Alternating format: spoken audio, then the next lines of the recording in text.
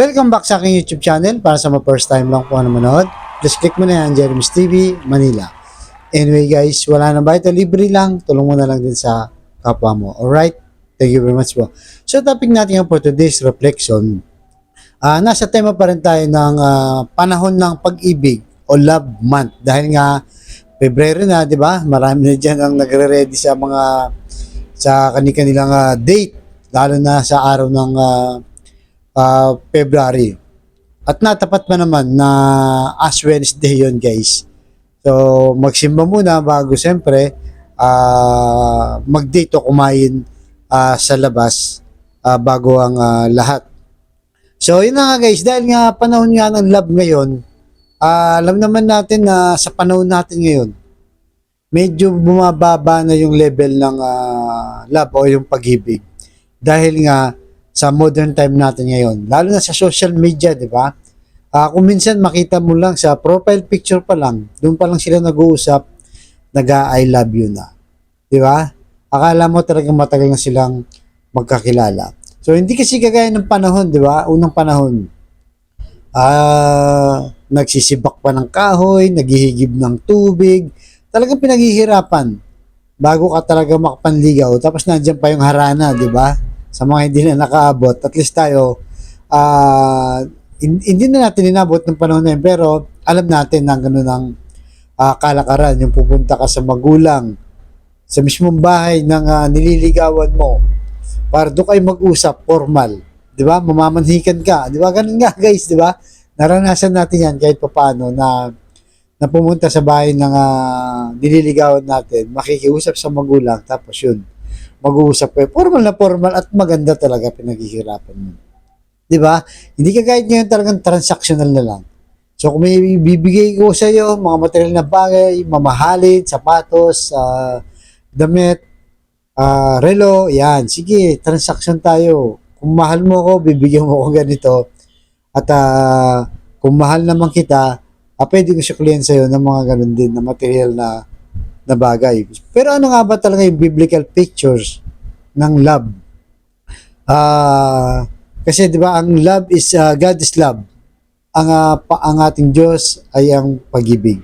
So ayon sa Leviticus chapter 19 verse 18, huwag kayong gumanti ng masama o magtanim ng galit sa kapwa, kundi mahalin ninyo siya gaya ng inyong sarili. Ako ang Panginoon. So yun guys, di ba? Napakalinaw. Napakaganda ng mensahe. Tamang-tama sa araw ng sa buwan ng February o ng Love Month. So sabi niya dito, huwag kayong gumanti ng masama. Di ba? So marami sa Biblia na nakalagay dyan na talagang inuutos sa atin na huwag gantihan ng masama. Kundi dapat gantihan mo yung kapwa mo ng mabuti. Diba? Kasi pag nagtanim ka ng galit, di ba, lalo sa isang tao, minsan lumahantong yan sa murder pa, di ba?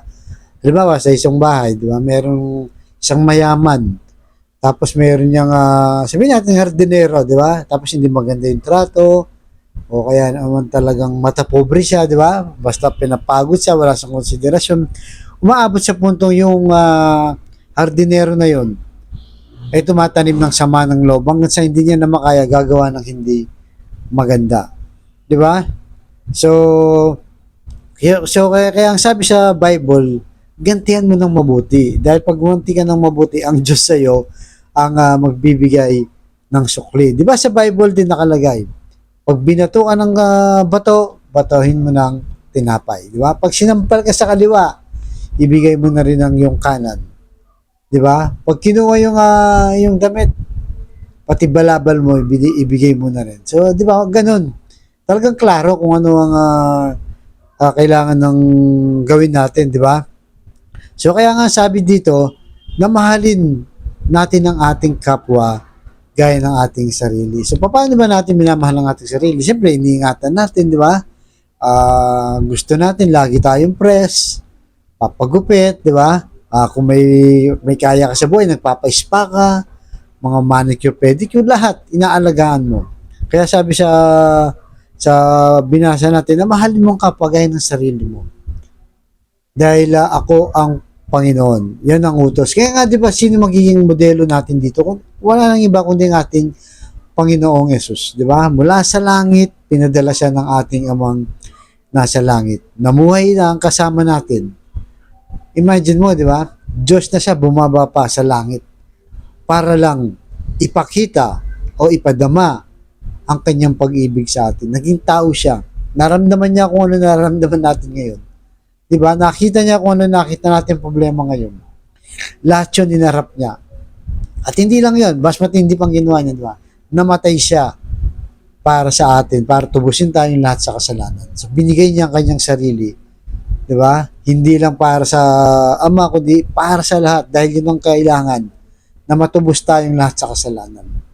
Kaya yan po ang ating pagnilayan na kailangan magtanong tayo ng maganda sa lahat ng pagkakataon sa ating kapwa. Huwag tayo mata pobre, huwag masungit, di ba? Huwag mayabang, huwag walang ganang, di ba? Huwag basta sa tao pag kinakausap. So, ganun guys. Kung anong tinanim, di ba? Siya rin ang aanihin. So, dito malinaw, kailangan kabutihan. Yung tumulong tayo sa kapwa natin. Igalang natin ng ating mga magulang. Di ba? Magpakita tayo ng magandang halimbawa sa ating mga pamilya, especially kung parents ka sa ating mga anak, sa mga kabataan, di ba? So, yun. So, kailangan po natin talagang puro kabutihan. Hindi man tayo perfecto, pero at least, mas malaki yung kabutihan na gagawa natin kaysa sa kasamaan. Kaysa kapatid natin nanonood sa aking vlog na may matinding karamdaman, problema sa pamilya, problema sa relasyon, sabayan mo ko sa napakasimpleng dasal. Kung ikay maniwala at magtiwala, at lalong-lalo na kung ikay manimpalataya sa ating Panginoong Yesus, tsak yun ay kanyang ibibigay. Ano man ang iyong kahilingan sa kanyang pangalan. Tayo manalangin muli, Lord, i-bless niyo pong kapatid naming nanonood sa aking vlog na may matinding karamdaman. Stage 4 cancer na, bedridden na, at may taning na po sa buhay. At kung ano mga uring karamdaman bumabalot sa kanyang katawan, ipuhin niyo po, Lord, ng iyong mapagpagaling na kamay. Haplusin niyo po, tanggalin niyo po, Lord, ang kanyang karamdaman para sa kanyang pamilya. Ganon din po sa mga pamilyang nagkawatak-watak at nagkasira-sira dahil sa hindi pagkakaunawa. Ibalik niyo po at magbigkis-bigkisin niyo po muli ang kanilang pamilya. At lalong-lalo na, Lord, sa financial, na kailangan naming lahat, Lord.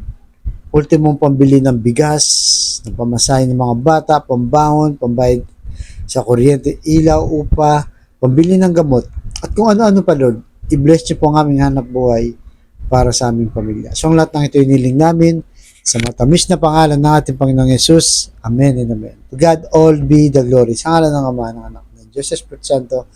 Amen. Thank you very much po.